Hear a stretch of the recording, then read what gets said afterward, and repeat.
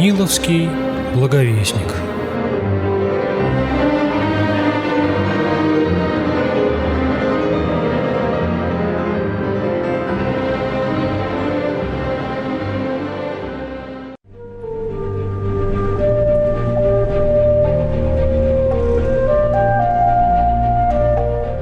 Блаженный святитель Шанхайский, Западноевропейский и Сан-Франциский Иоанн Максимович.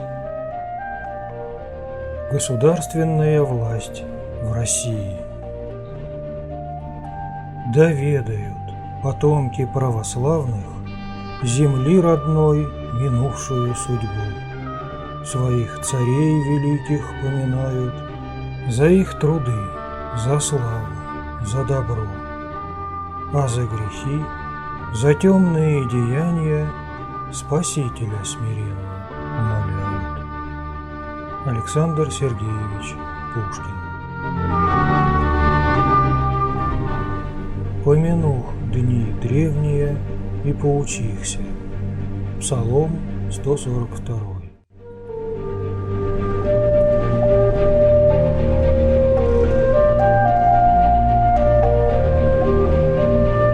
Становление государственной власти.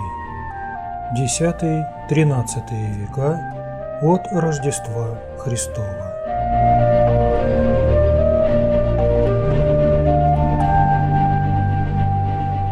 Настоящая государственная жизнь Руси начинается с Владимира Святого.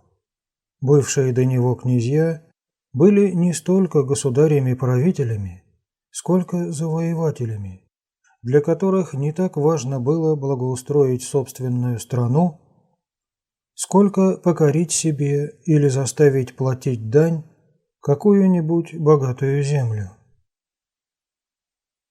Еще Святослав предпочитал жить в покоренной им Болгарии, а не в своей столице.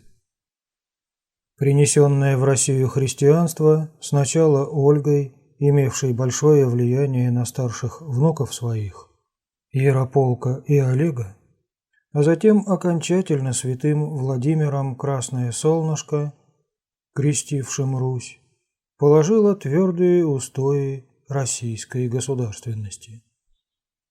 Христианство связало общей культурой княжеский род нормандского, как утверждают, происхождения, и многочисленные славянские и чужие племена, составлявшие население Древней Руси. Оно научило князей смотреть на себя, как на защитников слабых и угнетенных, и служителей правды Божией. А народ, оно научило в них видеть не просто вождей и военачальников, а лиц, коим власть дана самим Богом. Однако государственные воззрения русских людей XI и двух последующих веков сильно отличались от соответственных понятий теперешнего времени. Власть над русской землей принадлежала не одному определенному лицу, а всему княжескому роду в совокупности. Отдельные князья лишь осуществляли эту власть в различных землях, составлявших российское государство, сообразуясь при этом с местными бытовыми условиями. Возглавлял княжеский род киевский князь, называвшийся великим князем и бывший вместо отца остальным князьям. Отношения великого князя к другим князьям были не столько государственно-правовыми, сколько семейно-нравственными. Он был главой княжеского рода и старшим братом-советником всех остальных князей. Однако в важных делах созывались княжеские съезды, своего рода семейные советы. Остальные князья должны были слушать его как отца по завету Ярослава Мудрого. Но проявляемая князьями своеволие и непокорность старшему, не имевшему достаточной силы заставить других князей себе повиноваться или хотя бы с ним считаться, было главным недостатком этого строя, бывшим причиной его падения. Великим князем был старший в роде. остальные члены княжеского рода получали уделы, на которые была разделена вся тогдашняя Русь. По первоначальному правилу при распределении уделов соблюдался принцип старшинства. Чем старше был князь, тем лучший удел доставался ему. По кончине великого князя Киевский стол должен был заниматься следующим по старшинству. Удел этого доставался следующему за ним и так далее. Все князья, как бы по лестнице, должны были восходить к Киевскому престолу. Однако этот порядок не соблюдался точно. Одной из причин этого было правило, что член рода, отец которого умер до получения княжения, считался изгоем и не мог получить удела. Обиженные судьбой князья силою оружия заставляли остальных князей признавать за ними право участия в распределении уделов. Споры между князьями приводили нередко к тому, что князь владел уделом не столько по указанному правилу, сколько на основании захвата, признанного со стороны остальных. С другой стороны, не оставалось пассивным и население при переходе княжеского стола в другие руки. Нередко оно само призывало кого-нибудь из князей или наоборот, ввиду народных неудовольствий, князь принужден был удалиться. Это вскоре свело на нет систему лествичного восхождения.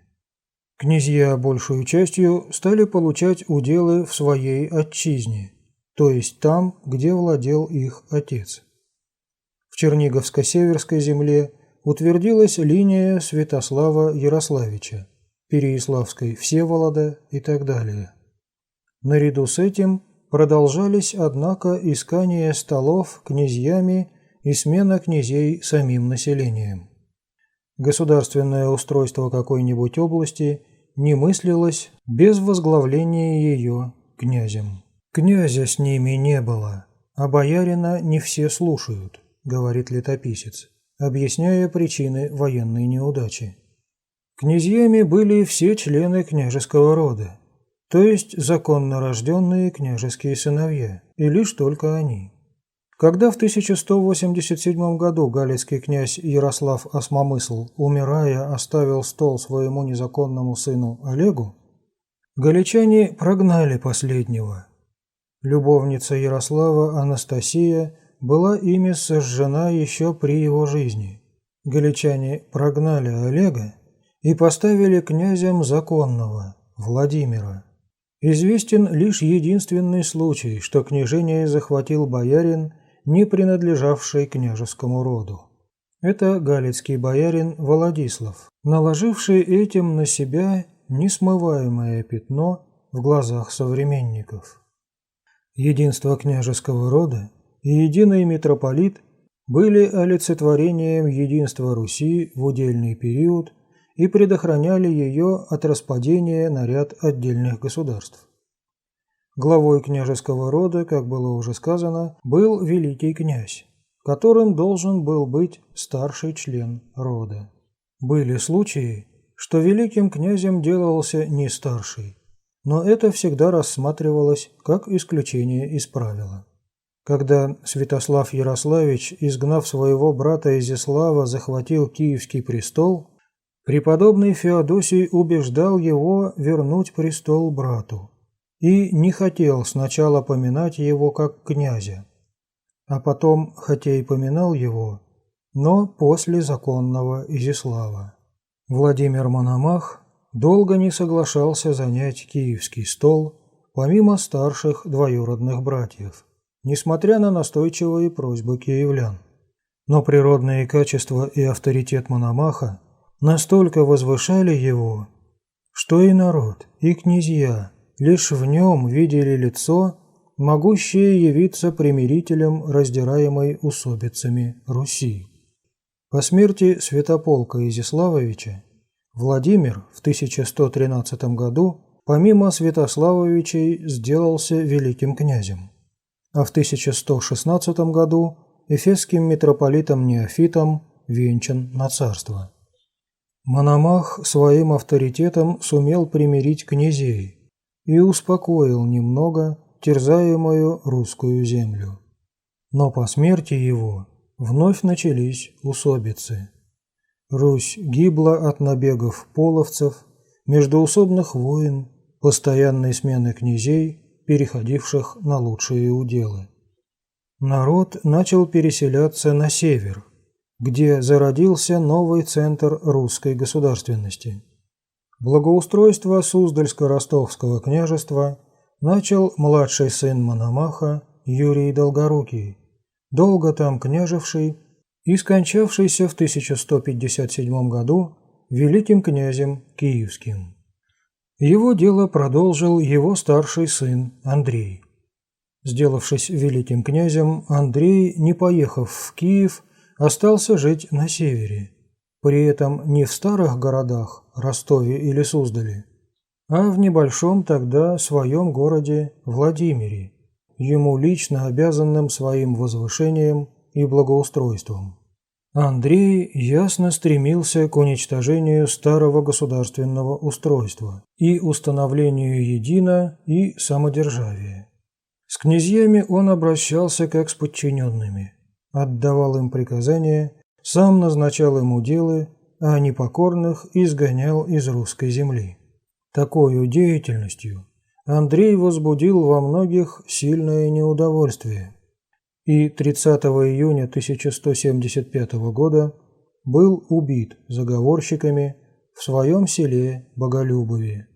Жители Владимира с плачем встретили его святые мощи, принесенные туда 4 июля, и доселе там нетленно почивающие. Великокняжеский престол наследовал его брат Всеволод Большое Гнездо, продолжавший жить во Владимире. Северная Русь, сравнительно с Южной, пользовалась большим благополучием и спокойствием. В то время как на юге переходили с удела на удел, на севере князь старался облагоустроить свою область, увеличить и украсить свой стольный град. Население южных княжеств, переселяясь на север, заселяло новые княжества, основывая новые города, часто называемые при этом именем городов, из которых переселялось – Галич, Переяславль и так далее. На князя это население смотрело как на хозяина и чувствовало свою зависимость от него. Всеволоду должен был наследовать на великокняжеском престоле его старший сын Константин, но он навлек на себя гнев отца тем, что не хотел дать Владимиру старшинство перед Ростовом. Собрав на совете духовенство и дружину, Всеволод решил старшего сына лишить старейшинства и передать его второму сыну Юрию. После смерти отца Юрий сделался было великим князем.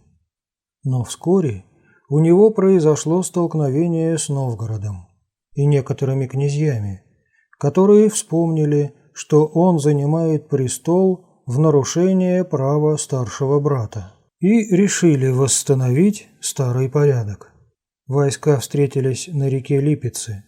В стане Георгия были уверены в победе, но и там некоторые дружинники колебались в правоте своего дела и советовали добровольно вернуть старейшинство Константину. Войска Георгия были разбиты, и по мирному договору великим князем сделался Константин. После смерти Константина Георгий, уже по праву старшинства, сделался опять великим князем и оставался им до мученической кончины своей в битве на реке Сити 4 февраля 1337 года. Это был последний независимый великий князь удельной Руси. Отсутствие власти и силы у великого князя, ссоры и несогласия между князьями и общая разруха слишком обессилили русскую землю, чтобы она могла устоять перед ордынской силой, все сокрушавшей на своем пути. Ордынцы, покорив Русь, оставили ей прежнее внутреннее устройство, но князья должны были получать утверждение в Орде. После смерти Георгия старшим князем оказался его брат Ярослав, который и был утвержден великим князем. В это время Русь окончательно разделилась на ряд отдельных княжеств – Тверское, Ярославское и так далее. В каждом княжестве правит определенная княжеская линия. Члены этой линии получали уделы лишь в пределах своего княжества, дробившегося на все большее количество маленьких уделов. Старший князь назывался великим князем, Тверским, Суздальским и так далее. Старейший же из этих князей с ханского утверждения именовался великим князем Владимирским и всея Руси. С конца XIII века великие князья, получая великое княжение всея Руси, не переезжают во Владимир, а лишь именуются Владимирскими, продолжая жить в своем родовом княжестве. По смерти удельного князя удел его делится между его сыновьями. Причем вдова часто получает маленькую волость в пожизненное владение. За отсутствием сыновей наследуют братья или следующие ближайшие родственники из княжеской линии этого великого княжества.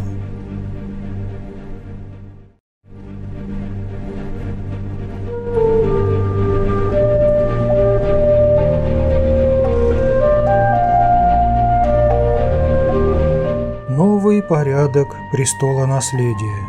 13-14 века.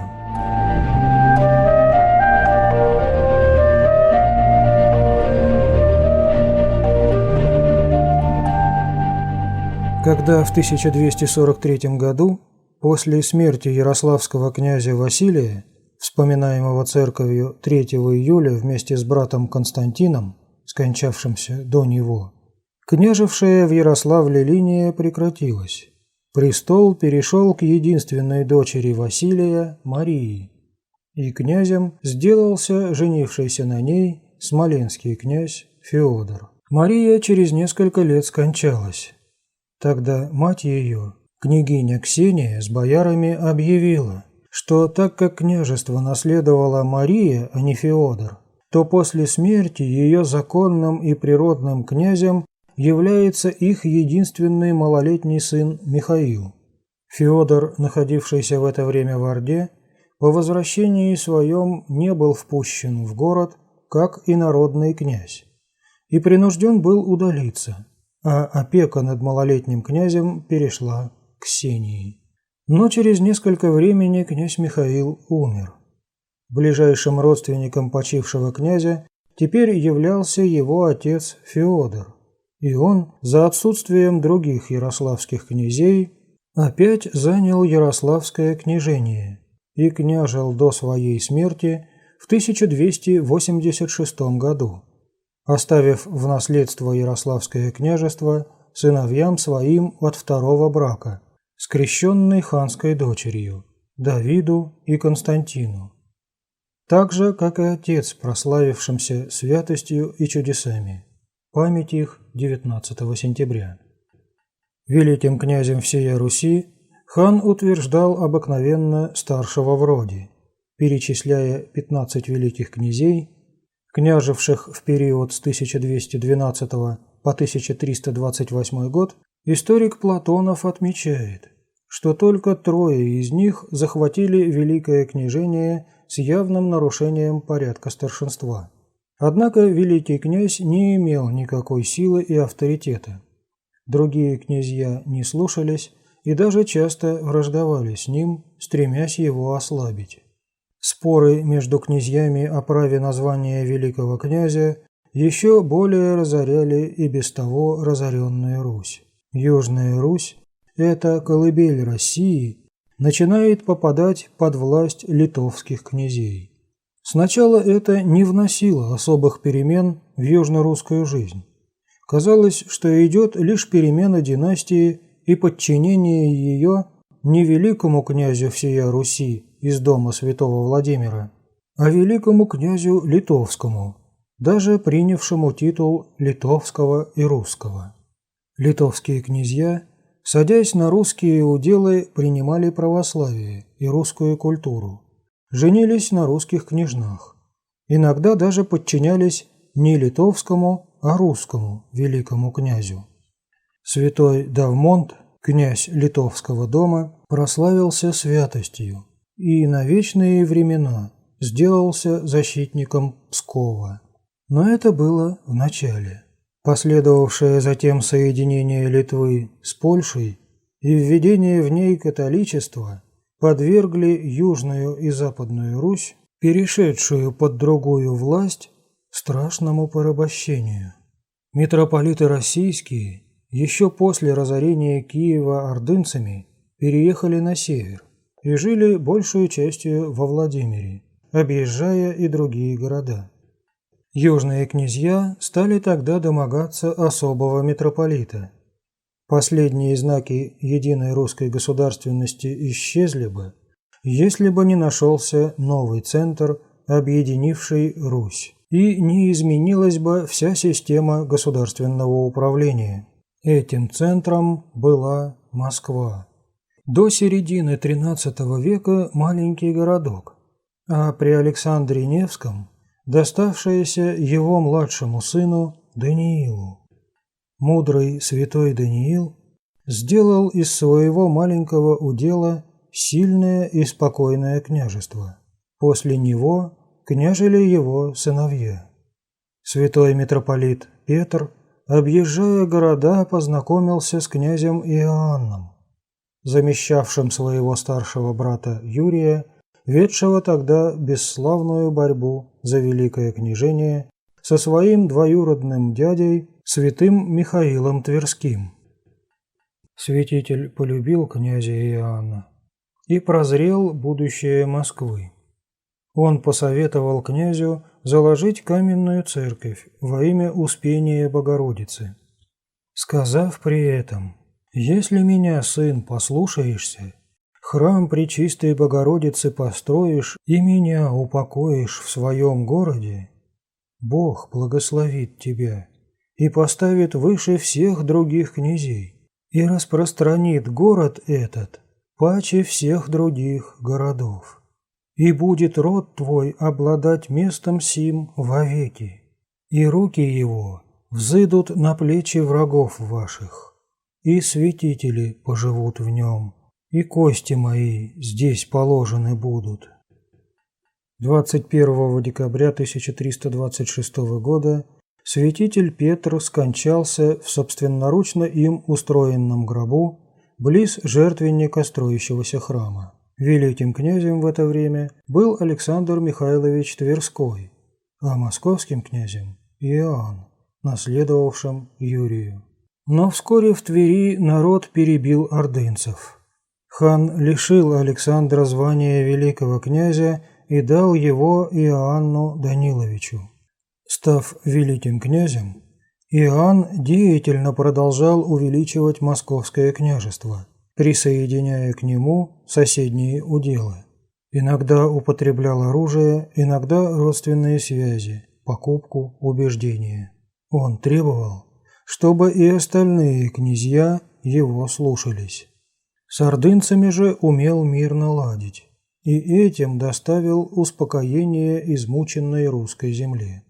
С тех пор, как сел он на великое княжение, говорит летописец, «бысть тишина велика по всей русской земле на 40 лет, и присташа татарове воевати русскую землю». Иоанна в его деятельности поддерживал преемник святого Петра, святой митрополит Феогност. Когда бывший великий князь Александр Тверской отказал в повиновении Иоанну и укрылся в Пскове, митрополит Феогност отлучил псковитян от церкви, чем заставил Александра покориться. Перед смертью Иоанн Калита разделил свое княжество 3 своим сыновьям. Город же Москву завещал им всем. После его смерти хан утвердил в Великом княжении его старшего сына Симеона в 1341 году. Симеон не только продолжал соединение русской земли вокруг Москвы, но и весьма властно обращался с остальными князьями. которые прозвали его за это гордым. С братьями своими, Иоанном и Андреем, он заключил договор, скрепленный крестным целованием на гробе отца, о том, чтобы действовать им во всем сообща и заодно. Братья обещали сдержать Симеона в отца вместо, а он советоваться с ними в важных делах. В этом договоре в первый раз удельные князья, обращаясь к великому князю, называют его «господин великий князь». В 1353 году от моровой язвы скончались великий князь Симеон и его младший брат Андрей. Удел Андрея перешел к его маленькому сыну Владимиру, среднему брату Иоанну, соединившему таким образом в своих руках 2/3 Московского княжества и получившего от хана ярлык на Великое княжение. Представитель старшей линии князь Константин Васильевич Суздальский пытался было сам сделаться великим князем, но безуспешно. Иоанн Иоаннович был великим князем в течение 6 лет, заслужив наименование «Кроткий». Умирая, он оставил 2 сыновей, из коих старшему, Дмитрию, было 9 лет, и которые наследовали его удел. Старший из суздальских князей, Андрей Константинович, не захотел искать великого княжения. Он видел, что на Руси устанавливается уже новый порядок, и идти против него считал лишь тратой времени и средств. Искателем великого княжения явился следующий за ним по старшинству его брат, князь Дмитрий Константинович. Борьба за великое княжение закончилась, однако, тем, что великим князем был утвержден малолетний Дмитрий Иоаннович Московский. Конечно, он сам не мог отстаивать перед ханом своих прав. За него это сделали московские бояре, возглавляемые преемником святого Феогноста, святым митрополитом Алексием. Дмитрий Константинович должен был смириться перед новым порядком преемства великокняжеской власти и выдал за великого князя свою дочь, прославленную впоследствии святую великую княгиню Евдокию, во иночестве Ефросинию. Память 7 июля. Вскоре самому Дмитрию Константиновичу пришлось прибегнуть к защите великого князя. По смерти старшего суздальского князя Андрея младший брат Борис, помимо Дмитрия, захватил Нижний Новгород. Дмитрий Константинович за разрешением спора обратился к великому князю. Слова 15-летнего Дмитрия Иоанновича не оказались достаточно авторитетными. Тогда, по повелению святителя Алексия, преподобный Сергий, поехав в Нижний, потребовал от князя Бориса явки в Москву и после его отказа затворил в Нижнем Новгороде все церкви. Борис должен был покориться и уступить Нижний Новгород своему брату. При Дмитрии Иоанновиче значение великого князя весьма возросло. Самые сильные удельные князья, Тверской и Рязанский, принуждены были заключить с ним договоры, в которых признавали себя его младшими братьями, равными его двоюродному брату, князю Владимиру Андреевичу. Владимир Андреевич был ближайший родственник великого князя в боковой линии, так как младший брат Дмитрия Иоанновича Иван умер в 1365 году, оставив свой удел брату. Владимир владел 1/3 Московского княжества, наследованного от отца, и тоже заключил с великим князем договоры. В них он признавал Дмитрия Иоанновича своим старшим братом и отцом и обещался служить ему честно и грозно, за что великий князь должен был кормить его по службе. То же повиновение по смерти Дмитрия обещал Владимир оказывать его старшему сыну Василию, и признавал его за старшего брата. Второго сына великого князя – братом, а младших сыновей – младшими братьями. Так, договорами начал юридически закрепляться новый порядок престола наследия. Умирая, великий князь Дмитрий Иоаннович Донской мог сделать уже неслыханное до тех пор завещание. Он благословляет своего старшего сына Василия великим княжением, которое зовет своей отчиной. Притом великому князю Василию был определен удел, почти равный уделам его братьев, взятым вместе. И выражена надежда, что сыновья перестанут давать выход в Орду.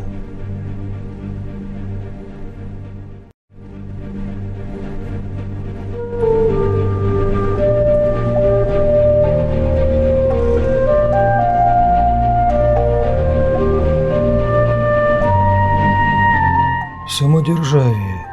15 век.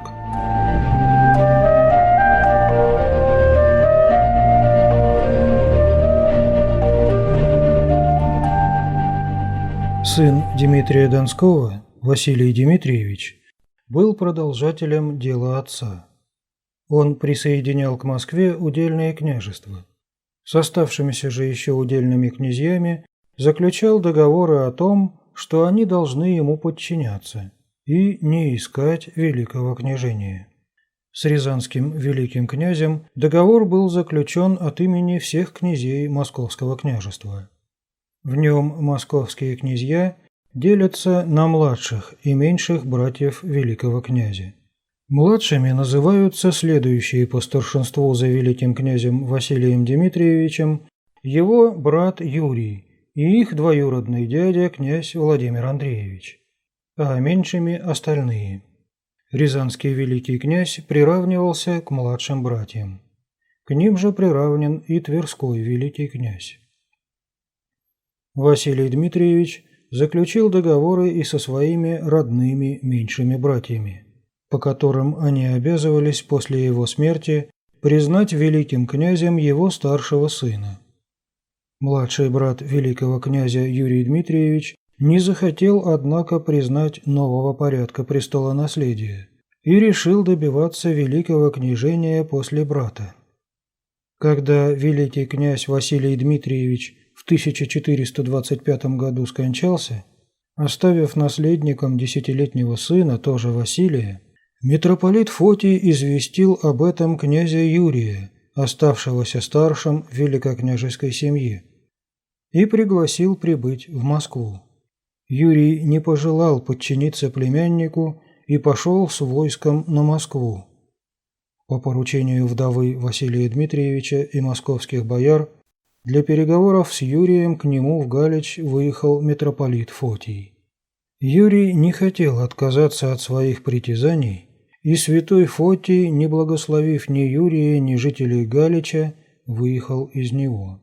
По отъезде митрополита в Галиче начался сильный мор, и Юрий был теперь уступчивее. Сначала он хотел перенести дело на ханский суд, но потом счел за лучшее признать племянника великим князем. В 1431 году, воспользовавшись переменой обстоятельств, Юрий, однако, возбудил в Орде вопрос о своих правах на великое княжение. Но московский боярин Всеволожский ловко привлек хана на сторону Василия, и спор разрешился в пользу последнего. В 1433 году Юрию при помощи некоторых недовольных московских бояр и военной силы удалось овладеть Москвой и сесть на великое княжение. Василию он отдал в удел Коломну. Но едва Василий прибыл в Коломну, к нему стали стекаться люди всех сословий. Юрий принужден был сам позвать Василия на великое княжение и уехать обратно в Галич в сопровождении 5 человек. Юрий не оставил, однако, своих притязаний. В 1434 году он снова овладел Москвой и вскоре там скончался. Несмотря на то, что борьба велась Юрием во имя наследования престола по порядку старшинства, на московский престол после его смерти сел его старший сын Василий Косой по праву первородства. Однако братья его не надеялись, что ему удастся удержаться в Москве, и сами послали к законному великому князю Василию Васильевичу звать его на престол. Василий Косой бежал. Великий князь Василий занял свой престол и распределил уделы между князьями. Попытки Косова вновь коварством овладеть Москвой закончились неудачей и его ослеплением. В 1445 году великий князь Василий Васильевич попал в плен к ордынцам и был отпущен за большой выкуп. Москва начала утверждать, будто великий князь обещал отдать ордынцам все московское княжество. Этим воспользовался второй сын Юрия, Дмитрий Шемяка, и овладел Москвой. Василий был схвачен и ослеплен. Через несколько времени Шемяка, уступая настояниям местоблюстителя митрополии рязанского епископа Ионы, отдал ему на епитрахиль детей великого князя, а самого Василия отпустил в Вологду, взяв с него проклятые грамоты, клятвенное обещание не искать великого княжения. Но как только Василий был освобожден, к нему стал стекаться народ. Игумен Кирилло-Белозерского монастыря Трифон взял на себя проклятые грамоты, разрешив Василия от присяги.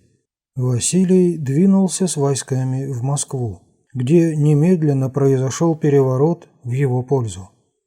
Шемяка и его сторонники принуждены были просить мира и присягнуть Василию.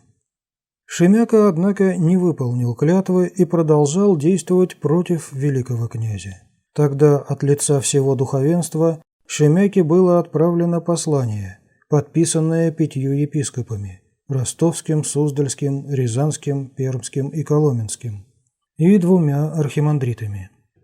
Сначала в послании напоминается о начале борьбы за великокняжеский престол, и грех отца Шемяки князя Юрия, беззаконно возжелавшего великого княжения, сравнивается с грехом Адама, которому сатана вложил в сердце желание быть равным Богу. «Сколько трудов перенес отец твой, но великокняжеского стола еще не получил, чего ему Богом не дано, ни земскою изначало пошлиною, древним обычаем». Последними словами, как отметил историк Соловьев, духовенство не только признает новый порядок престола наследия, но и объявляет его древним правилом. Далее в послании говорится о поступках самого Шемяки, которые сравниваются с делами Каина и Святополка Окаянного. И в заключении Шемяка призывается покориться и исполнить договор с великим князем, а в противном случае отлучается от церкви. Войска Василия принудили Шемяку подчиниться и дать клятвенное обещание в верности. В декабре 1448 года епископ святой Иона был поставлен в митрополиты всея Руси. И в окружном послании по этому событию он призывает всех людей быть верными великому князю, напоминать о клятвонарушениях князя Дмитрия Шемяки и говорит, что если он вооружится опять на великого князя, то не будет на нем милости Божией, Пречистой Богородицы и святых чудотворцев, ни святительского благословения ни в сей век, ни в будущий. Народ же, который станет на его сторону, митрополит отлучает от церкви. Причем священнодействие среди того народа им прекратится, и все храмы им затворятся. Шемяка пытался еще бороться с великим князем, но был побежден и умер в 1453 году в Новгороде, будучи отравлен. Так закончилась борьба за великое княжение, продлившаяся почти 300 лет. Началась она ввиду стремления князя Юрия сесть на великокняжеский престол по прежнему порядку, старшинства в роде. Продолжена была Василием Косым, хотевшим по новому порядку наследовать престол, которым удалось было овладеть его отцу.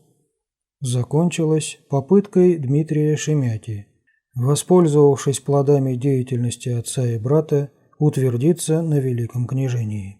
Но новый порядок престолонаследия был одним из главных устоев Московского княжества, собиравшего воедино разрозненную Русь. Народ всех сословий видел в нем залог спокойствия и мира и объединялся вокруг того, кого признавал законным носителем великокняжеской власти. Даже тогда, когда эта власть переходила в другие руки. Духовенство видело в нем Богом указанного главу Руси и, почитая недействительными клятвы об отречении от великокняжеского достоинства, вынуждаемые у него его соперниками, разрешило его от этих клятв.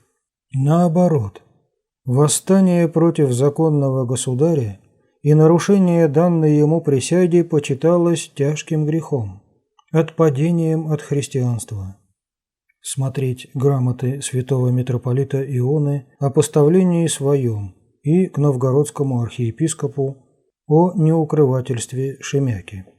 После смерти Шемяки Василий Васильевич продолжал дело московских князей, укреплял московское княжество и, присоединяя к нему другие уделы, объединял русскую землю. Главным советником его был святой митрополит Иона. Старшего сына своего, Иоанна, Василий Темный сделал своим правителем с титулом великого князя, так что грамоты писались от имени обоих великих князей. Разделяя перед смертью уделы своим сыновьям, Василий оставил великому князю Иоанну удел, превосходящий уделы 4 младших сыновей, взятых вместе, и, вступив беспрепятственно после смерти отца в 1462 году на московский престол, Иоанн легко смог продолжить и почти завершить дело строения единого русского государства. Осторожными, но верными шагами шел Иоанн к этой цели. Он не ломал сложившихся порядков, где не было особой необходимости, не ломал уклада русской жизни, но не останавливался и перед крутыми мерами, где было нужно. Подчеркивая везде свое самодержавие и неограниченность своей власти, Иоанн в то же время руководился в своих поступках стариной и часто, даже вводя какие-нибудь необходимые новшества, старался, чтобы инициатива этого исходила как бы не от него. Постепенно и не сразу накладывал Иоанн свою руку на все, что противоречило идее едино и самодержавия, но плоды его деятельности были обильны. В 1480 году без кровопролития было окончательно свержено ордынское иго. Уничтожена была новгородская вольность, и Великий Новгород сделался одним из городов Московского Великого княжества. Присоединено было к Москве большинство удельных княжеств. Рязанское удельное княжество сохранило лишь тень самостоятельности, так как распоряжался в нем Иоанн Васильевич через свою сестру, вдовствующую великую княгиню Рязанскую Агриппину, бывшую опекуншей своего малолетнего внука. Тверской великий князь сначала слушал Иоанна, но потом завел было сношение с Литвой. Иоанн двинулся на него с войском. Не имея возможности сопротивляться, Тверской великий князь бежал в Литву, и, оставшиеся без государя, тверичане послали бить челом Иоанну Васильевичу.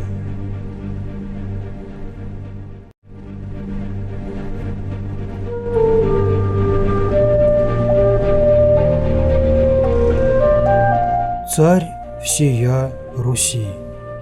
Преемство от византийских царей. 15 век.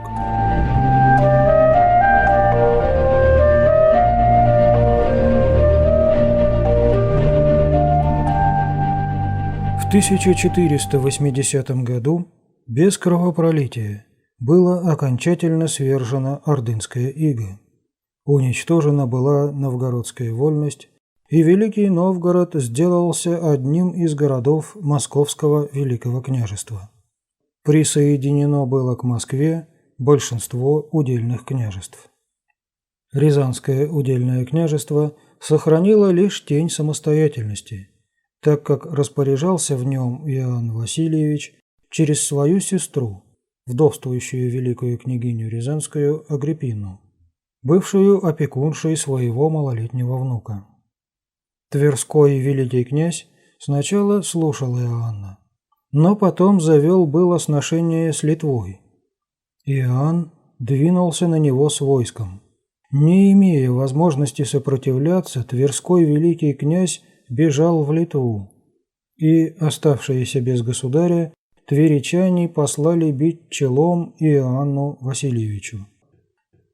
Выехав в Тверь, московский государь отдал Тверское Великое княжество своему старшему сыну Иоанну Иоанновичу, так как его мать, первая супруга Иоанна Васильевича Мария Борисовна, была родной сестрой последнего Тверского великого князя. И таким образом Иоанн со стороны матери являлся потомком тверских князей. Великий князь Иоанн старался и внутри московского княжества сократить уделы. Два его брата умерли бездетными, и он большую часть их уделов присоединил к великокняжеской области, дав остальным двум братьям лишь по несколько городов. Братья должны были оказывать полную покорность. И когда один из них, Андрей, был заподозрен во властолюбивых стремлениях, то был с сыновьями своими посажен под стражу до смерти. И на все хлопоты об освобождении Иоанн, опасаясь смуты за наследство, отвечал: «Жаль мне брата, но освободить его не могу». Собрав в одно государство почти всю северо-восточную Русь, Иоанн простер свои взоры и на Русь, подпавшую польскому и литовскому владычеству, откуда стремились к нему бывшие удельные князья и народонаселение, предпочитая служить православному русскому государю, чем чужеземному и иноверному. Литва принуждена была признать за Иоанном титул государя всея Руси. По смерти первой своей супруги Иоанн Васильевич в 1472 году женился на племяннице последнего византийского императора Софии Фоминишны Палеолог и, как единственный православный государь, возглавлявший громадное православное государство, сделался вместе с этим преемником византийских царей, защитником и покровителем всего православного мира. Как внешний знак этого он принял византийский герб, соединив его с московским, святым Георгием Победоносцем, и в сношениях с иностранными государями стал именоваться царем всея Руси и императором, продолжая называться в актах внутреннего управления по большей части по-прежнему великим князем. Наследником Иоанна III Васильевича сделался его старший сын Иоанн Молодой, рожденный от первого брака. Во избежание споров о престолонаследии Иоанн III, по примеру своего отца, назвал и наследника великим князем, и государственные дела решались от имени обоих великих князей. В 1490 году Иоанн Молодой скончался. Возник вопрос: кто будет теперь наследником? После Иоанна Молодого остался сын Дмитрий. Кроме того, у Иоанна Васильевича было 5 сыновей от брака с Софией, среди коих старшим был Василий. Во время установления нового порядка престолонаследия подобного случая не было на Руси. И в данном случае нельзя было поступить по старине. В то же время порядок престолонаследия не был установлен и регламентирован каким-нибудь законом, и великому князю предстояло решить, внук ли Дмитрий или сын Василий является его преемником по теперешнему порядку. Приближенные Иоанна разделились на сторонников того и другого, стремясь доставить престол наиболее желанному для себя кандидату. Верхи московского боярства не любили Софии, так как именно с ее приездом в Москву русский великий князь превратился в самодержавного государя, единолично решавшего все дела, и бояре потеряли свое прежнее влияние и приглашались на совет лишь когда великий князь того пожелает. Опасаясь влияния Софии и в случае воцарения сына ее Василия, они усердно поддерживали Дмитрия. София Фоминишна убеждала своего мужа передать престол Василию. Великий князь Иоанн Васильевич, понимая, что по принципу права первородства после Иоанна-младшего наследником должен быть Дмитрий, не поддавался на увещевание супруги и склонился на сторону прав внука. Сторонники Софии стали убеждать Василия поднять восстание и погубить Дмитрия, самому сделаться наследником. Заговор был открыт в декабре 1497 года. Главные заговорщики были казнены, а Василия великий князь посадил под стражу. София тоже была в опале. В начале 1498 года великий князь торжественно венчал внука на царство. Это было первое венчание на царство на Руси после Владимира Мономаха. Посредине Успенского собора было поставлено 3 седалища для митрополита, великого князя и его внука. Сначала был отслужен молебен Богородице и святителю Петру, после чего митрополит и великий князь сели на свои места, а Дмитрий стал перед ними. Великий князь сказал: «Отец митрополит, Божиим изволением от наших прародителей, великих князей, старина наша от толи и до сих мест. Отцы наши, великие князья, сыновьям своим старшим давали великое княжение. И я было, сына своего первого Ивана при себе, благословил великим княжением. Но волею Божией сын мой Иоанн умер. У него остался сын первый Дмитрий, и я его теперь благословляю при себе и после себя великим княжением Владимирским, Московским и Новгородским. И ты бы его, отец, на великое княжение благословил». Митрополит приказал Дмитрию стать на свое место и, возложивши на него руку, прочитал молитву о даровании ему царства. Потом, взяв приготовленные на аналое бармы и шапку Мономаха, передавал их великому князю, а великий князь возлагал их на внука. После многолетий, приветствий и поучений митрополита и великого князя была отслужена литургия. При выходе Дмитрия в шапке и бармах из церкви старший после Василия, его дядя Юрий, трижды осыпал его золотыми и серебряными деньгами. Венчав внука на царство, великий князь Иоанн вскоре, однако, начал раскаиваться в своем поступке. Дмитрий был безвольную и бесхарактерной личностью, находившейся под полным влиянием матери, которая в случае воцарения его и сделалась бы фактической правительницей государства. Мать его, дочь молдавского господаря Елена, была главной покровительницей распространяемой тогда на Руси жидовской ереси, а ближайшими советниками ее были именитые бояре Яриполовские и Патрикеевы, весьма недовольные установлением на Руси самодержавной власти и мечтавшие ограничить великокняжескую власть боярами и по смерти Иоанна самим распоряжаться, пользуясь слабостью царя. В 1499 году великий князь казнил Риполовского, а Патрикеевы были пострижены в монашество. В то же время увещания митрополита и горячая деятельность ревнителей православия, возглавляемых святыми Геннадием, архиепископом новгородским, и преподобным Иосифом Волоцким, заставили великого князя переменить свой взгляд на жидовскую ересь.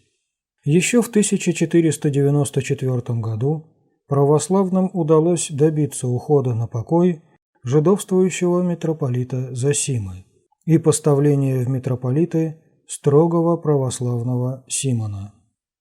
Но под влиянием княгини Елены великий князь не придавал особого значения этой ереси. Теперь же Иоанн III стал понимать, какую опасность представляет эта ересь для церкви и государства, и какое зло может произойти, если у власти окажутся ее приверженцы. С другой стороны, если Дмитрий по праву первородства был ближайшим наследником российского великокняжеского престола, то Василий, по матери происходившей от византийских царей, имел преимущественное право на наследование герба, титула и преемство власти их, того, что особенно возвысило московского великого князя в глазах всего православного мира.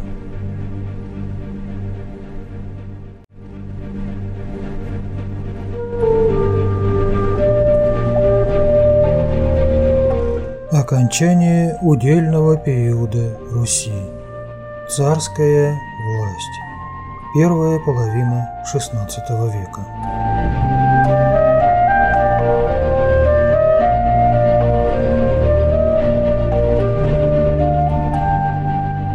В 1499 году увещание митрополита и горячая деятельность ревнителей православия, возглавляемых святыми Геннадием, архиепископом новгородским, и преподобным Иосифом Волоцким, заставили великого князя переменить свой взгляд на жидовскую ересь.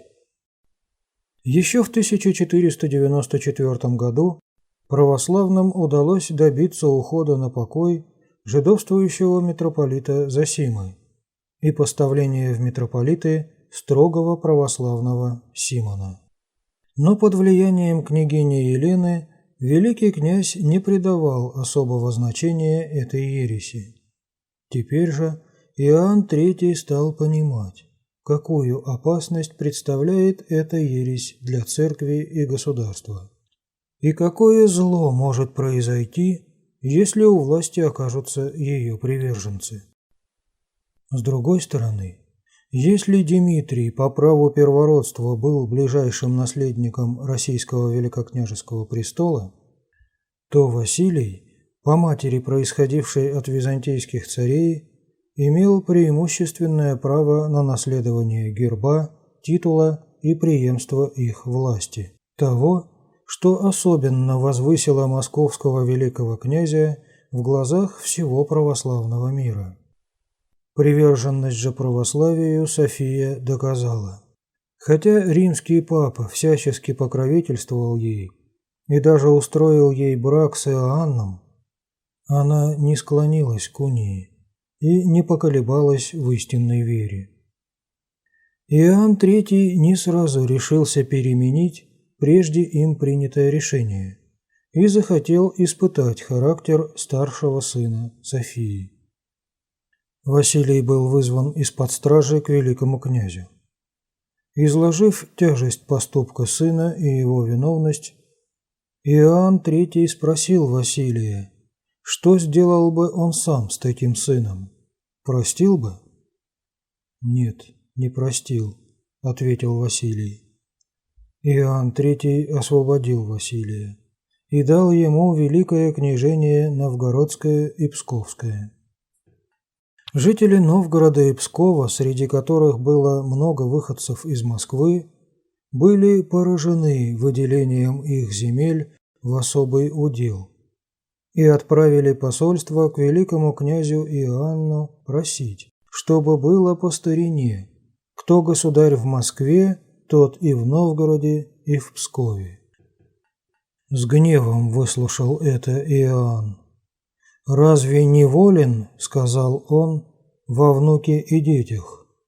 Кому захочу, тому и дам княжение». Некоторые историки ошибочно указывают на эти слова Иоанна III как доказательство того, что у великих князей не было руководящего принципа при передаче престола, и они назначали себе наследников по своему личному выбору.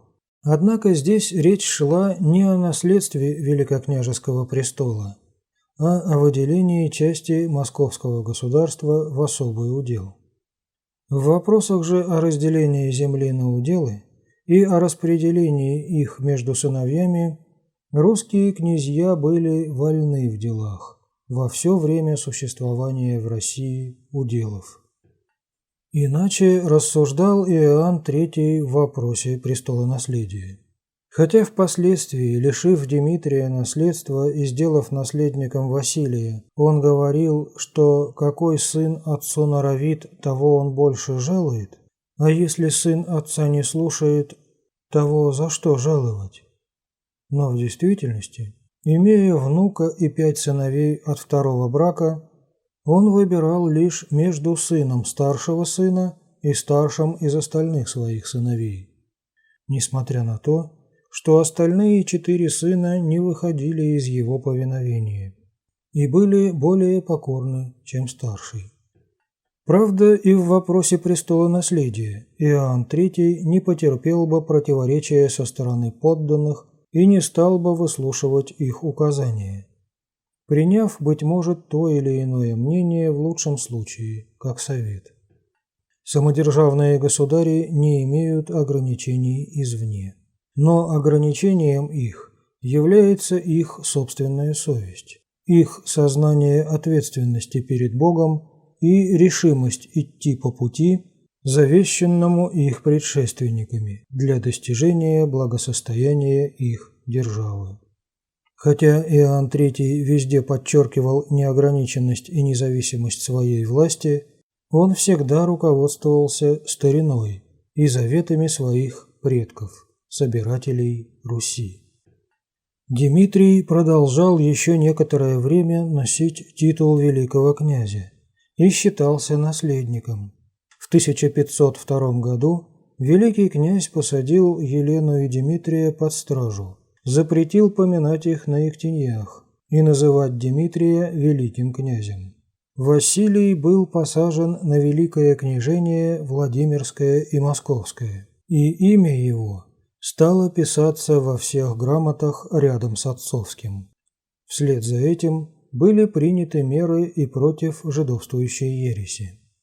Преподобный Иосиф Волоцкий был принят великим князем, который раскаялся в своем прежнем попустительстве еретикам и обещал сделать все от него зависящее для их искоренения. В 1504 году собор осудил ересь, а великий князь казнил главных еретиков и сослал менее виновных. Елена скончалась в темнице почти одновременно с этими событиями. Дмитрий оставался в заключении и умер в 1509 году. Иоанн III, объявив Василия великим князем, позаботился, чтобы порядок наследования престола оставался впредь ненарушенным. Для этой цели он велел наследнику Василию заключить еще при жизни отца договор со следующим за ним по старшинству братом Юрием.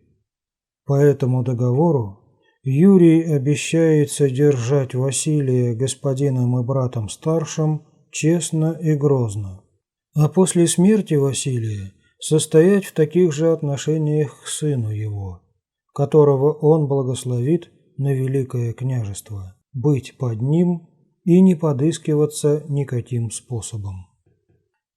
Умирая, Иоанн III разделил уделы своим сыновьям, но при этом великий князь Василий получил 66 городов, а остальные 4 сына вместе – 30 городов. Только великому князю принадлежало право чеканить монету, собирать таможенный сбор и судить уголовные дела, а этим удельные князья совершенно подчинялись государственной власти московского государя. Иоанн III скончался в 1505 году, а Василий продолжил царствование отца.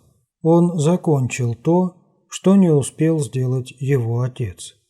Лишен был тени самостоятельности Псков, присоединено Рязанское княжество. И, наконец, в 1523 году последнее удельное княжество Северское. Так закончился удельный период Руси, так как братья Василия были уже не удельными князьями в прежнем смысле, а его подручниками.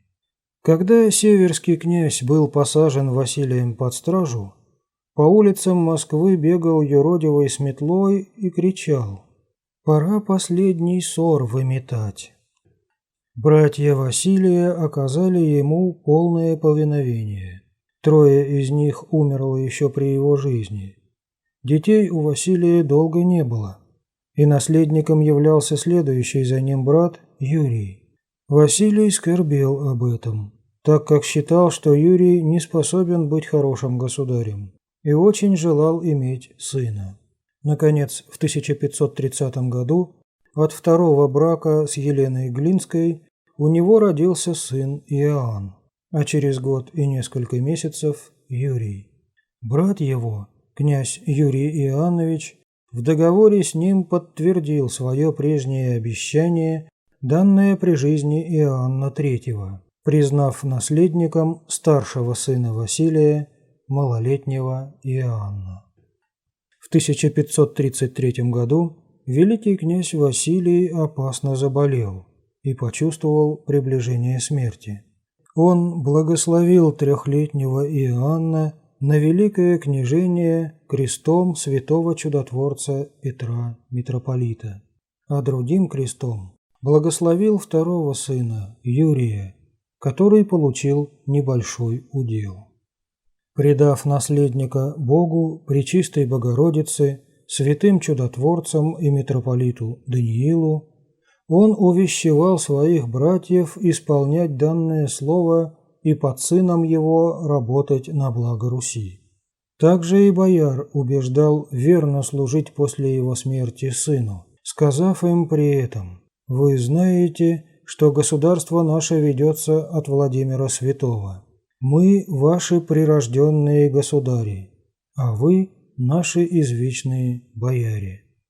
Как только Василий III скончался, митрополит Даниил привел к присяге на верность великому князю Иоанну Васильевичу братьев покойного великого князя, а также бояр и остальных приближенных. Правительницей государства сделалась мать малолетнего государя Елена. После смерти ее правление перешло в руки бояр, враждовавших между собою и думавших более о личных выгодах, чем о благе государя и государства. Тяжелые впечатления этих лет навсегда наложили роковой отпечаток на характер Иоанна. Достигнув 30-летнего возраста, Иоанн взял правление в свои руки. В 1547 году, 16 января, великий князь венчался на царство, и 3 февраля женился на дочери боярина Романа Юрьевича Захарьина-Кошкина, Анастасии. В 1547 году Иоанн вступил в сношение с восточными патриархами по вопросу признания за ним царского сана. Все 4 патриарха приветствовали его послание как царя, покровителя православия, и обещали молиться за него, как молились о прежних византийских царях. Вселенский же патриарх прислал, кроме того, особую грамоту, подписанную им и собором 31 митрополита в 1561 году, в которой подтверждал совершенное в 1547 году митрополитом всея Руси Макарием царское венчание и признавал его царем, законным и благочестивейшим. Имя царя Ивана стало поминоваться и балканскими славянами, и другими православными. Таким образом, Русские великие князья всем православным миром признаны защитниками православия, преемниками равноапостольного Константина, епископа внешних дел, и остальных благочестивых царей, блюстителей православия.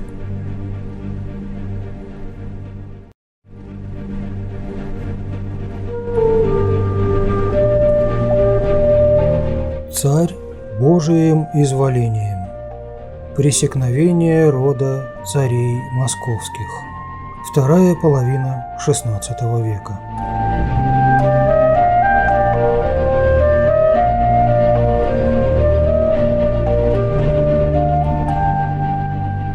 Угнетенные иноверцами, православные народы стали взирать на русского царя как на своего покровителя и будущего освободителя. В первую очередь, русские государи, конечно, должны были позаботиться о частях русской земли, подпавших под польско-литовское владычество, продолжая этим дело своих предков – объединение Руси.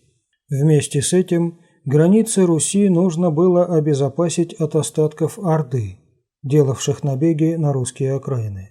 Последняя задача блестяще начала выполняться покорением в 1552 году Казанского царства. С этим радостным событием совпало рождение царского первенца Дмитрия. В 1553 году царь Иоанн опасно заболел и, составив духовную грамоту, потребовал от двоюродного брата Владимира Андреевича и бояр присягу на верность наследнику Дмитрию. Однако многие приближенные не пожелали целовать крест, так как в малолетстве царя правительницей стала бы царица Анастасия, а главное значение должны были получить ее родственники – Захарины. Опасаясь опять боярских смут, они хотели объявить наследником князя Владимира Андреевича. Царский брат Юрий, скончавшийся впоследствии, не оставив потомства, тогда не упоминался, так как, очевидно, не считался способным быть твердым царем. После долгих споров, которые слышал больной царь, все присягнули Дмитрию, но это своеволие навсегда осталось в памяти Иоанна. В неверности своему наследнику Иоанн усмотрел неверность и ему самому. Царь выздоровел, и сначала все продолжалось по-прежнему. Малолетний Дмитрий через несколько месяцев умер. В 1560 году скончалась царица Анастасия, любимая царем и народом, оставив сыновей Иоанна и Феодора и дочь. После ее смерти начался мрачный период жизни Иоанна. С недоверием относясь к окружающим, он везде видел измену. Начались казни. В 1564 году он уехал в Александровскую слободу и объявил, что не хочет больше царствовать. Оставшись без законного государя, все пришли в страшный ужас. Никто не думал о другом царе. Народ, бояре и духовенство умоляли Иоанна вернуться. Иоанн вернулся, поставив условием, что ему не будут мешать выводить измену. Все соглашались, чтобы царь правил как ему угодно, лишь бы не оставил царство. Видя своим больным воображением везде измену и заговор, Иоанн начал ужасные казни, думая, что этим он исполняет священный долг возложенного на него Богом царского служения – давать благоустройство своей земле, очищая государство от злых людей. В поисках измены царь опустошал целые города, как, например, Новгород. Никто не мог быть уверенным, что завтра его не постигнет царский гнев. В 1569 году погибли двоюродный брат царя князь Владимир Андреевич со своим семейством и вдова родного брата Юрия княгиня Иулиания. Государство было разделено на опричнину, собственно царская область, населенная особенно преданными, как ему казалось, слугами-опричниками, и земщину, все остальное государство, управлявшееся обычным порядком через бояр. Опричники грабили земщину, клеветали царю и производились расправы, иногда с необычайной жестокостью. Бывало, что казнь производил сам Иоанн. Все ужасались, но молчали. А в песнях, в которых вспоминается это время, народ даже отчасти становится на сторону царя и как бы считает, что на самом деле грозный царь лишь выводил измену и лихих людей. Ревностный первосвятитель русской церкви, святой митрополит Филипп не вытерпел того, что творилось, и громко обличил царя. Но Иоанн не внял голосу святителя и на него самого воздвиг гонение. Святой Филипп безропотно отправился в ссылку и предпочел получить мученический венец, чем вызвать возмущение против царской власти. В 1574 году Иоанн поставил над земщиной крещенного пленного татарского царя Симеона Бекбулатовича с титулом «Великий князь Симеон всея Руси», назвав себя московским князем Иваном, и, как обыкновенный подданный, писал челобитные: «Государю великому князю Симеону Бекбулатовичу Иванец Васильев со своими детишками, с Иванцем да с Феодорцем, челом бьет. Государь, смилуйся, пожалуй». Через 2 года, однако, Иоанн Васильевич лишил великого князя Симеона власти и сослал его в Тверь. Под конец жизни разделение Руси на опричнину и земщину было уничтожено Иоанном, все время не забывавшим, что отчиною его является не только все московское государство, но и части Руси во главе с Киевом, подпавшие под иностранное владычество. И, находясь на высоте своего царского величия и отделяясь от власти, Иоанн оставался в глазах всего народа тем же прирожденным и Богом данным государем, а все остальные власти существовали лишь пока это угодно было царю. Иоанн хорошо сознавал, в чем заключается сила и преимущество его власти. Мы, смиренный Иоанн, царь и великий князь всея Руси по Божию изволению, а не по многомятежному человеческому хотению, писал он, побежденный Стефаном Баторием, своему победителю, выборному польскому королю. И в светлые, и в мрачные дни своего царствия он всячески старался сохранить преемственность русской царской власти вне зависимости и влияния многомятежных человеческих хотений. Когда после смерти его первенца Дмитрия в 1554 году у него родился сын Иоанн, то Иоанн IV взял со своего двоюродного брата Владимира Андреевича запись, по которой князь обязывался после смерти царя признавать царем родившегося царевича Иоанна и не отступать от него, хотя бы к этому подговаривал родной брат родившегося царевича.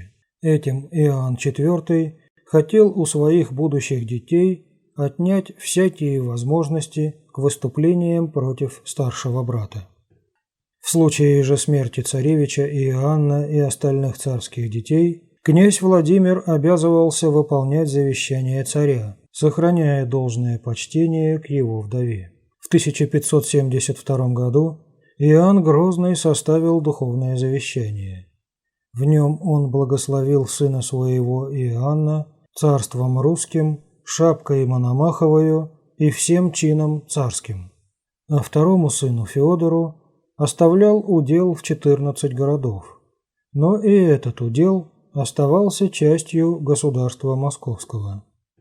Феодор не только должен был во всем покоряться старшему брату, но и переносить его гнев и милость. В 1581 году Иоанн Грозный в порыве гнева убил царевича Иоанна, не оставившего после себя потомства. Наследником сделался Феодор. Иоанн не считал его способным твердо держать скипетр, так как Феодору был более склонен к монашеской рясе, чем царской порфирии. «Звонарем тебе быть, Федя, а не царем», – говаривал ему царь Иоанн. Однако он не умалял его прав на престол по первородству. Задумавши в 1582 году жениться на племяннице английской королевы, Иоанн хотел отпустить свою супругу Марию Нагую, так как считал полезным породниться с английским королевским домом. И для этого можно было пожертвовать рабой, то есть подданной. Но посол должен был предупредить английскую королеву, что дети от нового брака получат лишь уделы, а царем будет Феодор, потому что дело иначе статься не может.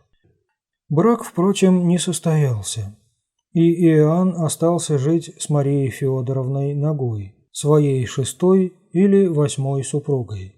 От этого брака в 1582 году родился сын, как и скончавшийся маленький первенец царя, названный Дмитрием. Иоанн IV предполагал учредить опеку на случай своей смерти, но все время оставался неизменен в мысли, что царем после него будет Феодор. 18 марта 1584 года Иоанн Васильевич Грозный скончался, и старший из бывших в живых сыновей Феодор стал царем.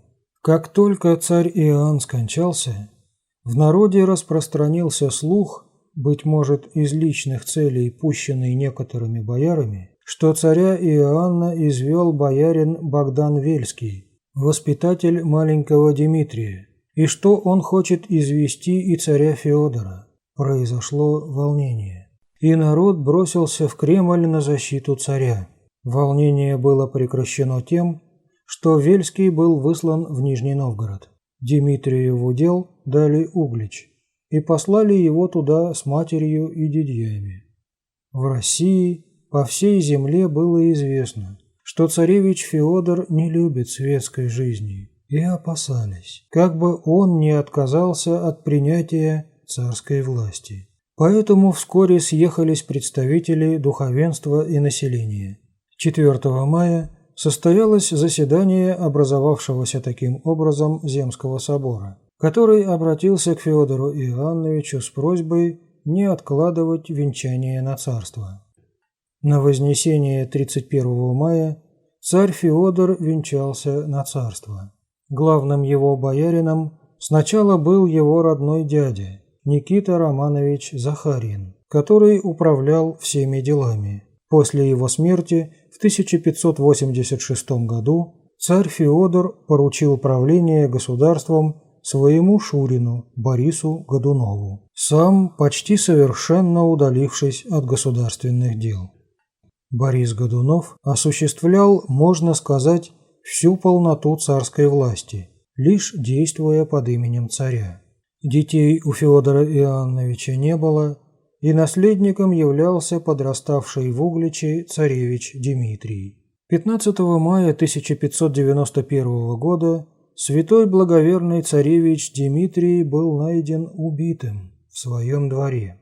Среди народа распространился слух, что убийцы были посланы Борисом Годуновым, желавшим сделаться самому царем. Жители Углича, растерзавшие убийц, были строго наказаны, так как следственная комиссия, посланная из Москвы Годуновым, объявила, что царевич зарезался сам и что растерзанные были невинные люди. Но этому сообщению не верили.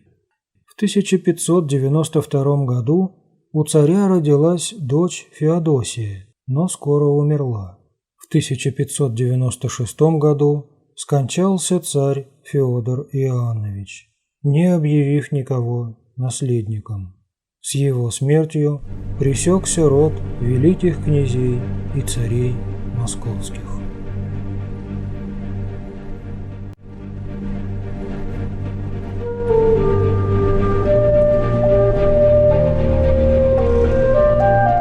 Мудрый правитель вместо законного царя. Самозванец. Начало XVII века.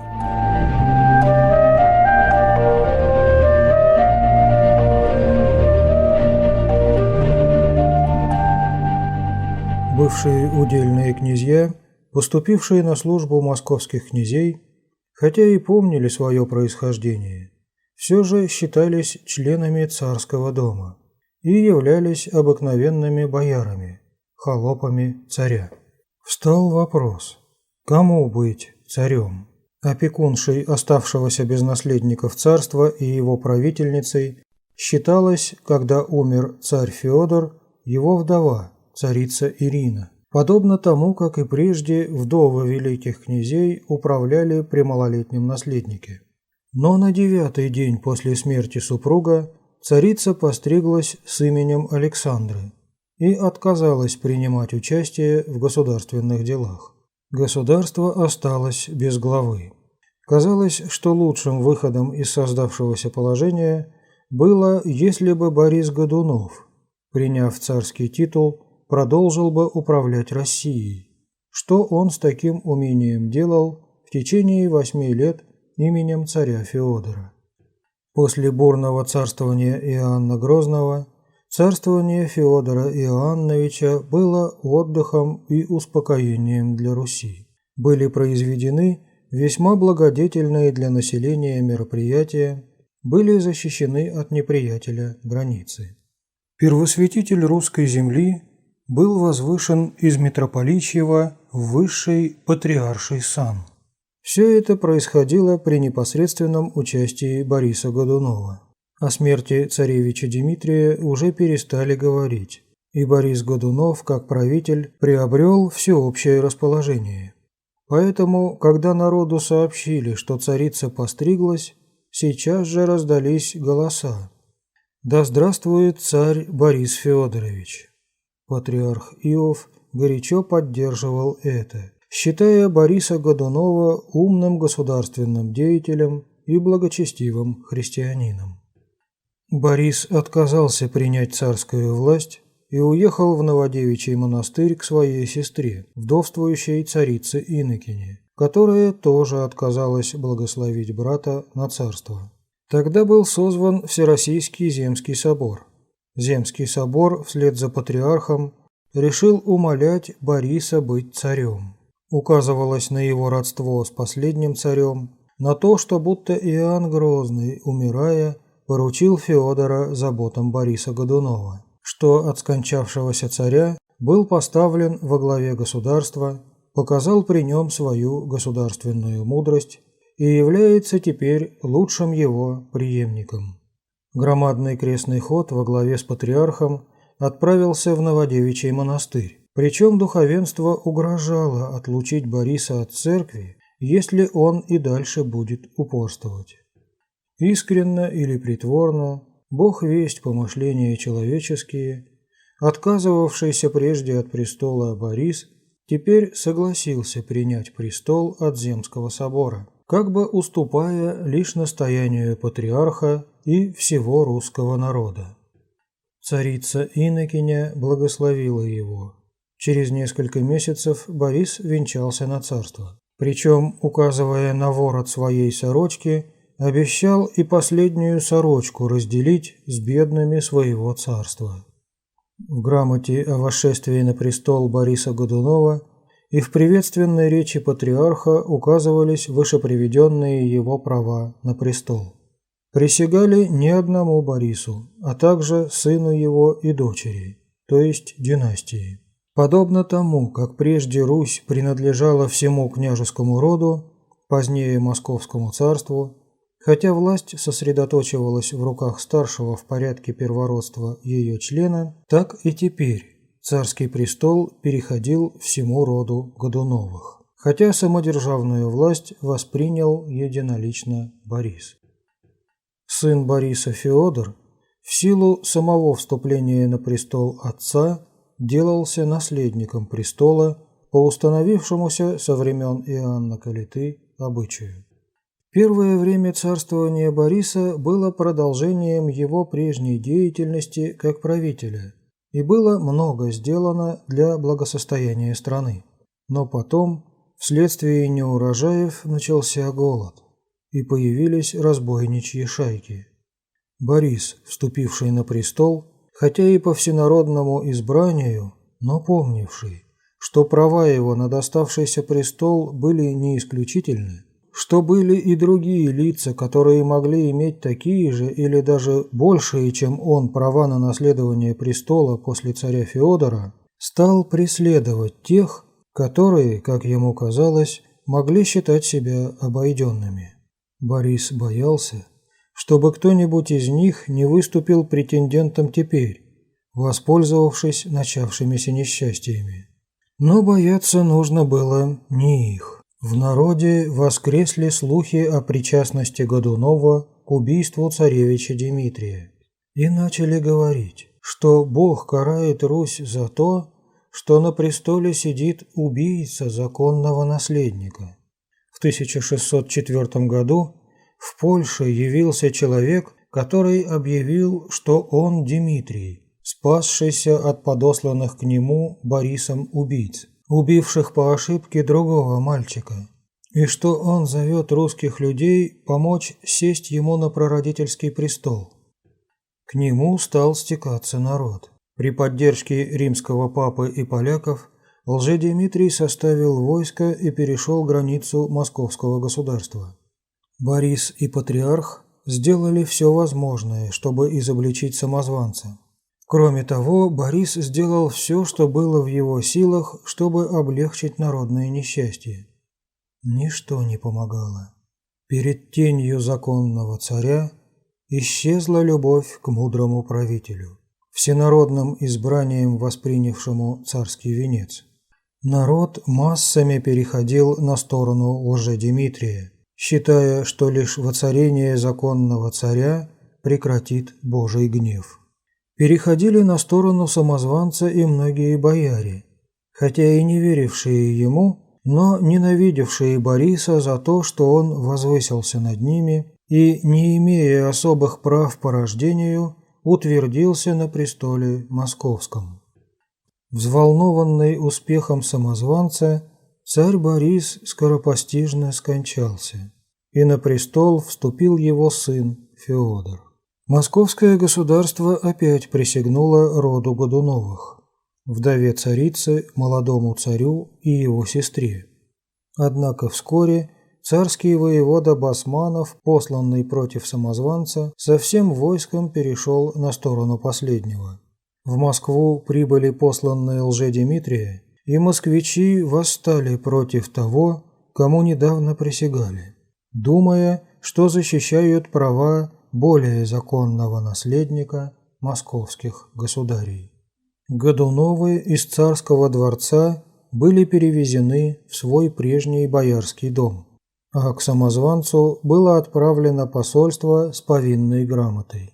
Через 10 дней прибыли новые посланные от самозванца, которые свели с кафедры патриарха Иова, отправили его в Старицкий монастырь и сослали родственников Годуновых.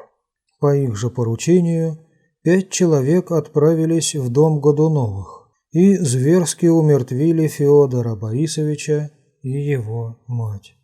20 июня 1605 года Лжедимитрий, восторженно приветствуемый народом, въехал в Москву.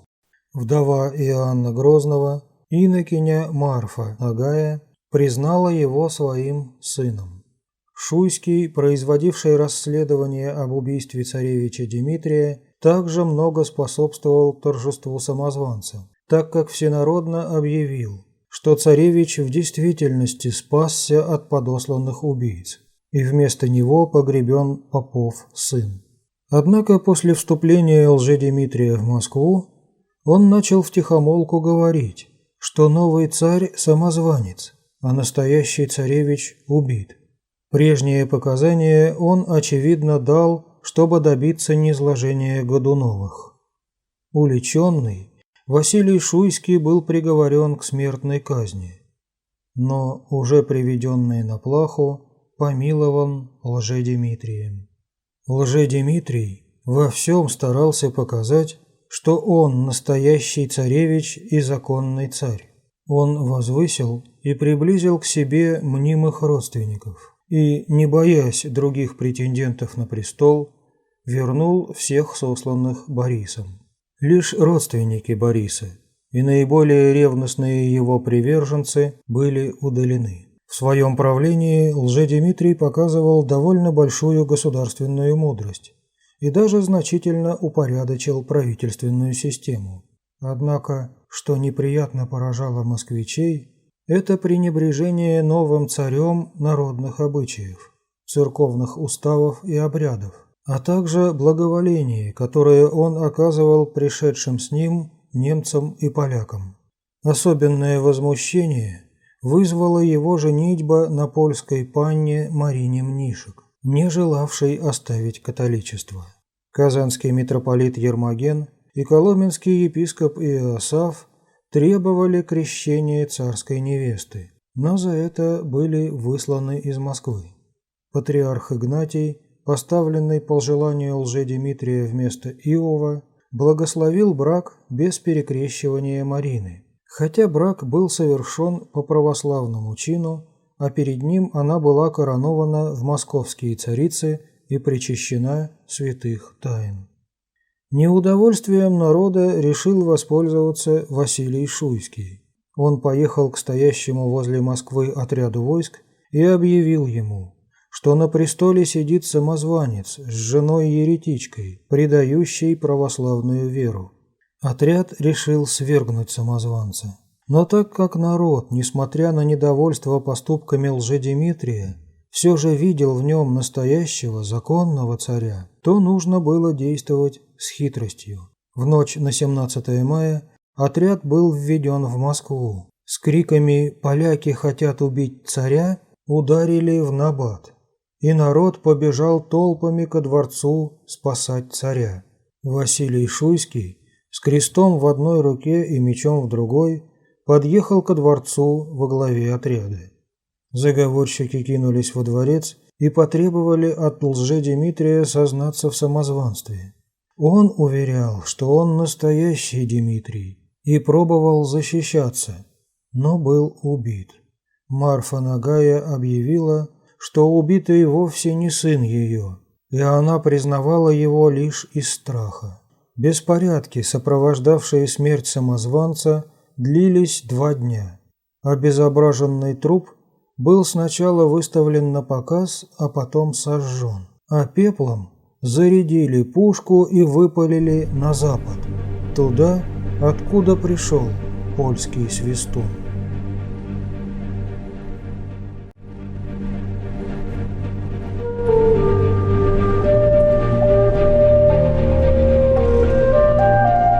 Кровавая смута. Разрушение русского государства. Начало XVII века.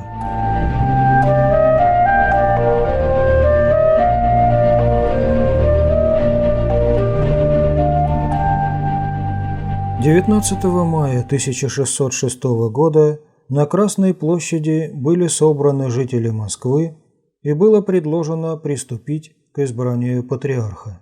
Игнатий, как поддержавший самозванца, был удален.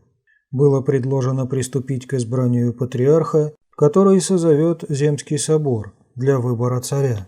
Но сторонники Шуйского боялись, что независимый патриарх и совесть русского народа подскажут другое имя. Они закричали, что царь нужнее патриарха, и что царем должен быть Василий Шуйский. Василий Шуйский был объявлен царем, и 1 июня венчался на царство, а вслед за этим собор святителей вручил патриарший жезл казанскому митрополиту Ермогену. Во все города были разосланы грамоты от нового царя и Марфой Ногой о самозванстве убитого Лжедимитрия. Кроме того, Василий Шуйский в своих грамотах старался обосновать свое право на престол. Он указывал, что является потомком Александра Невского, происходя от старшего сына Андрея, и является законным преемником верховной власти на Руси, которая до сих пор находилась у прекратившейся линии младшего сына Александра Невского Даниила. И сел он на престол, упрошенный всеми людьми московского государства. В этих утверждениях была доля правды. Действительно, Шуйские были представители более старшей линии, чем угасшая линия великих князей московских. Но на них перестали уже давно смотреть, как на членов княжеского дома. Князья шуйские, как и прочие удельные бывшие князья, сохранили лишь свой княжеский титул и были наравне с прочими боярами обыкновенными холопами московского царя. Поэтому указания на права его на престол представлялись значительной натяжкой, тем более, что не было доказательств, что при переходе престола в старшую линию великих князей именно Василий Шуйский является ближайшим наследником. Еще неверным было утверждение, что избрание произведено всеми людьми московского государства.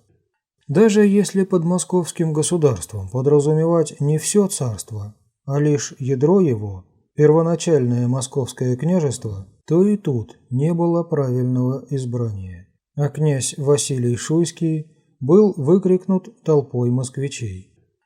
Вновь избранный патриарх Ермоген был поставлен уже после воцарения и венчания на царство Василия Шуйского. Не переоценивая прав, которые имел князь Шуйский на вступление на престол, патриарх Ермоген считал, что совершенное над ним царское венчание закрепило за ним эти права. Тем более, что князь Василий, если не имел сам, то и не задевал чьих-нибудь исключительных прав на престол.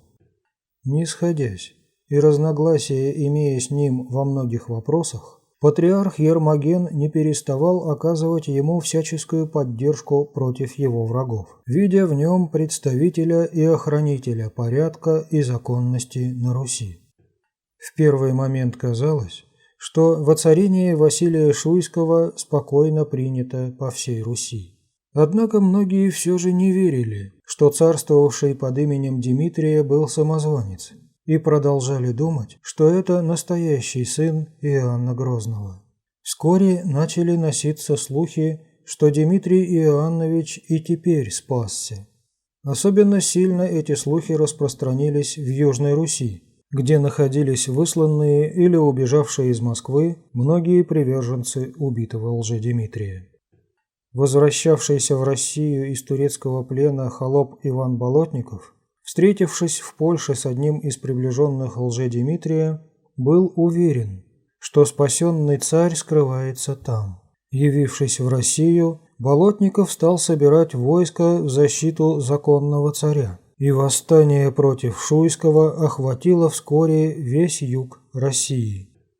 Войско Болотникова состояло из холопов и крестьян, так как Болотников, сам холоп, поднимая восстание за царя, в то же время призывал к уничтожению боярства и крепостных порядков. В Рязани же собралось для восстановления на престол Дмитрия дворянское ополчение под предводительством братьев Липуновых. Из юго-восточных степей двинулся еще и третий отряд под предводительством Лжепетра. Еще в последние дни царствования Лжедимитрия терский казак Илейко объявил, что он в действительности сын царя Феодора Иоанновича, Петр, родившийся в 1592 году и подмененный Борисом Годуновым на скончавшуюся девочку Феодосию. Лжедимитрий понял, что открыто бороться с новым самозванцем нельзя, так как наследником Феодора Иоанновича должен бы быть его сын, а не брат. И в случае столкновения его с Лжепетром войско и народ могут перейти на сторону последнего. Поэтому он обратился к Лжепетру с приглашением прибыть в Москву, распорядившись, чтобы его встречали с подобающими почестями. Однако по пути в Москву Лжепетр узнал о гибели своего мнимого дяди и остановился. Теперь же он соединился с Болотниковым для борьбы с их общим врагом, воцарившимся в Москве князем Василием Шуйским. Соединенные ополчения Липуновых, Болотникова и Лжепетра двинулись на Москву. Липуновы увидели вскоре, что отряды Болотникова, хотя идут под знаменем восстановления законной власти, но в то же время настроены против теперешних порядков на Руси, а по приемам мало отличаются от разбойничьих шаек. К тому же они усомнились в действительном спасении Дмитрия и, не желая дальше участвовать в разрушении русского государства, признали царя Василия и покорились ему. После этого войска Василия Шуйского осадили Болотникова и Лжепетра в Туле и принудили их к сдаче. Оба они были казнены. Хотя Болотников и уверял, что действовал все время из желания верно служить законному царю Дмитрию, но теперь, оставленный без помощи на произвол судьбы, он также верно будет служить царю Василию. На юге тем временем продолжали собираться войска под знамена царя Дмитрия. Но где находился и скрывался сам Дмитрий, все еще никто не знал. Один из сторонников Лжедмитрия прибыл набирать войско в Путивль и объявил, что недалеко находится сам царь. Чтобы увидеть царя, посольство путивльцев отправляется с ним в Стародуб, но, видя, что там нет царя, хотело его избить. Желая избежать расправы, он закричал: «Да вот же перед вами царь!» и указал на одного самозванца, выдававшего себя за Феодора Нагова, дядю Дмитрия. Тот грозно закричал на них: «Как вы не узнаете меня, вашего государя?» Никогда не видавшие ни маленького царевича, ни царя Лжедмитрия, путивльцы и стародубцы повалились в ноги, прося прощения, а самозванец присвоил с этого времени себе имя убитого Дмитрия. Известие, что спасенный царь объявился, охватило Русь, и многие области признали его. Собрав войско, Лжедмитрий II двинулся на север, но Москвы взять не смог. Борьба из-за подмосковных областей шла с переменным успехом. Наконец, самозванец укрепился недалеко от Москвы, в селе Тушине. Многие области, особенно окраинные, искренне признавали за царя тушинского самозванца. Были с их стороны далее примеры героизма во имя защиты правды и законности. Так, один стародубский боярский сын отправился в стан Шуйского к самому царю спросить его, зачем он подыскался царства под прирожденным государем. Он скончался, поджариваемый на медленном огне, повторяя обвинение против Шуйского. Большая часть центральных областей, более знакомых с тем, что делалось в Москве, последнее время не верила самозванцу и признавала царем Василия Шуйского. За Шуйского же стояла большая часть монастырей и духовенства, следуя примеру святого патриарха Ермогена и Троицы Сергиевой обители. Однако, кроме искренних приверженцев одного из царей, законного, как они считали, и того, и другого окружали еще лица, заботившиеся только о личной выгоде, и ради нее готовые служить даже заведомому самозванцу. Были такие, метко названные современниками, перелетами, которые ехали к одному из них, выпрашивали у него всяких милостей и привилегий, а затем чуть ли не в тот же день проделывали это у другого. Положение тушинского вора очень укрепило признание его вдовой первого Лжедмитрия Мариной Мнишек, которая сделала это по настоянию иезуитов, тайно обвенчавшись затем с ним. Римский престол надеялся использовать Лжедмитрия в целях насаждения в России католичества. Единственное, что их смутило, было появление Лжепетра, так как была опасность, что у Лжедмитрия не окажется более законных оснований считать себя царем. Однако и из этого сумели извлечь пользу. В Польше был изготовлен тайный наказ о переговорах с Лжедмитрием о введении в России унии, и одним из побуждений к этому было выставлено, что в случае, если окажется живым сын его старшего брата, то значит он и должен по русским порядкам наследовать престол. Но если Дмитрий обещает принять унию, то, конечно, римский папа скорее поддержит того, кто более ревностен в делах веры. Лже-Петр погиб еще в 1607 году, и Тушинский вор старался отделаться от появлявшихся новых самозванцев.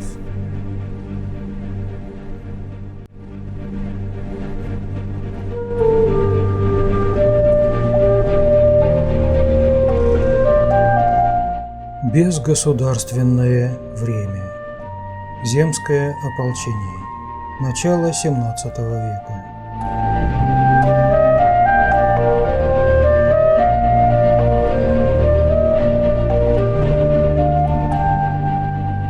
Взаимная борьба между русскими истощала и без того разоренную Россию. Среди обоих разделенных враждою частей ее, как всегда бывает в подобных случаях, стали возникать неудовольствия на своих государей, тем более что не было всеобщей твердой уверенности в законности каждого из них. Сначала начались волнения среди подданных Шуйского. 17 февраля 1609 года была первая попытка свергнуть его. Говорили, что он несчастлив, что из-за него кровь льется. Заговорщики стали кричать в толпе, собравшейся около лобного места, что Василий избран незаконно одной лишь Москвой, а не всей землей. Патриарх Ермоген, всячески старавшийся защитить царя, возразил, что до сих пор ни один город Москве не указывал, а Москва всем указывала. На этот раз попытка свергнуть царя не удалась. Однако положение Шуйского становилось все труднее.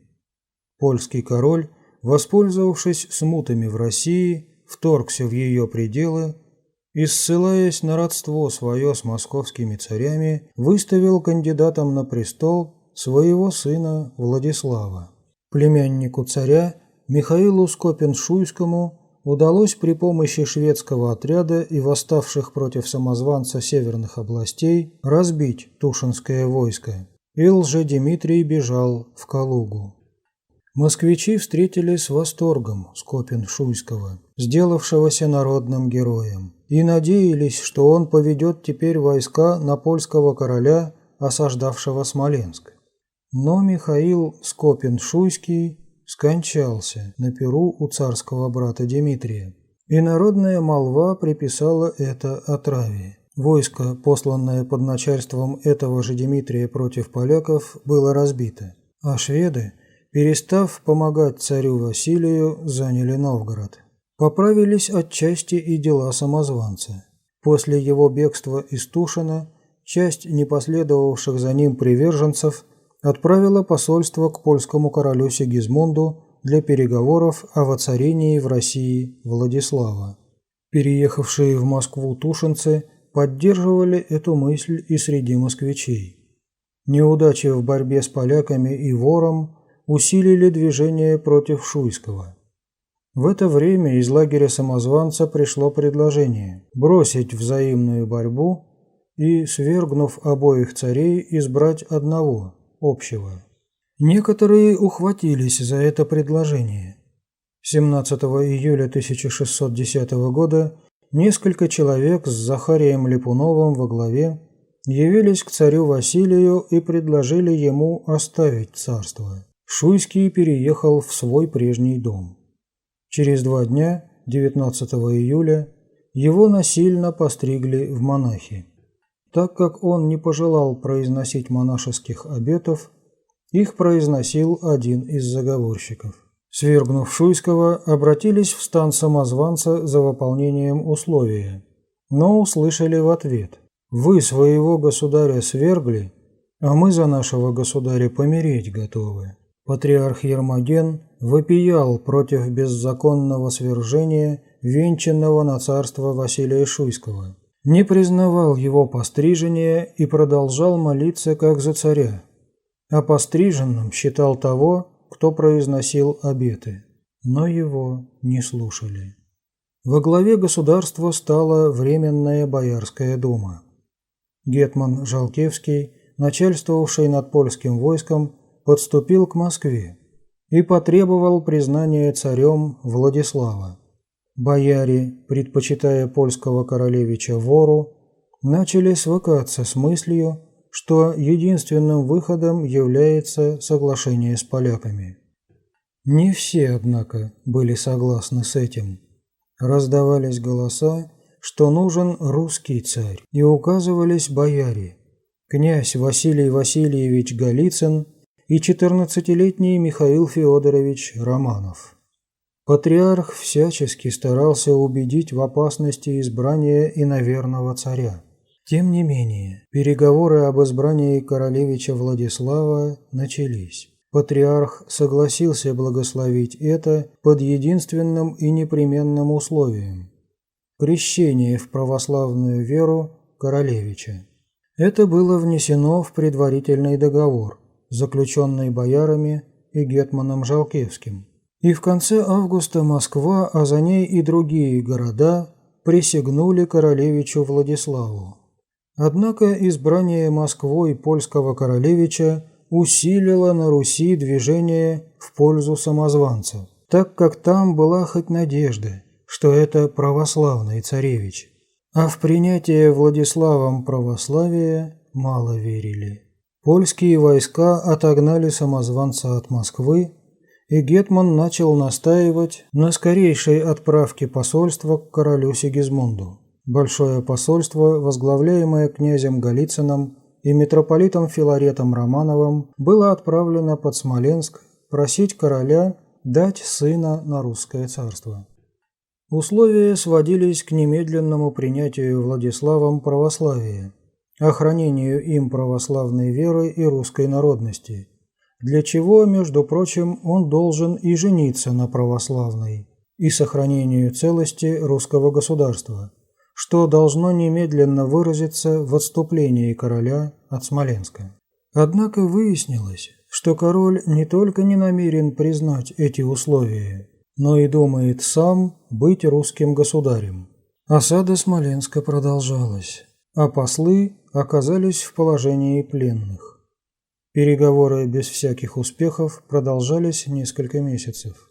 Между тем, стоявший под Москвой польский отряд вошел в саму Москву, как бы для защиты от самозванца и поддержания порядка с согласия бояр.